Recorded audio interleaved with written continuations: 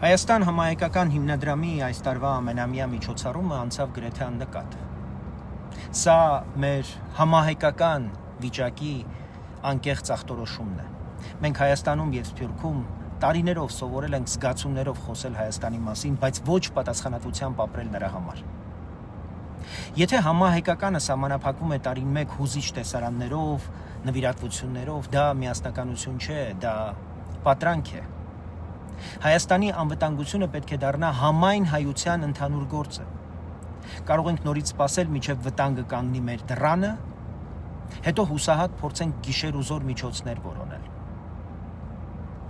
Պետք է փոխել այս մտածողությունը և սովորել փող հավաքել մինչև փորձությունը, ոչ թե աղետի պահին,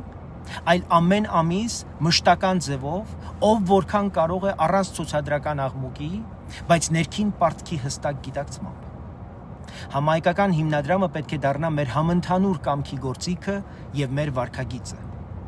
Կարող ենք վիճել, տարբեր կարծիքներ ու քաղաքական հայացքներ ունենալ, բայց պետք է ունենանք մեկ հստակ ընդհանուր գիծ՝ Հայաստանի անվտանգությանը ծառայող անընդհատ կազմակերպված մասնակցություն։ Երբ համահայկականությունը դադարեցնենք պատկերացնել միայն երգ ու պարի տեսքով և այն դարձնենք ամենամսյա կարգավորված համատեղ պարտավորություն Հայաստանի անվտանգության համար, հենց այդ ժամանակ էլ կունենանք իրական համահայկական հայրենիք, ոչ թե հիշողություն նրա մասին։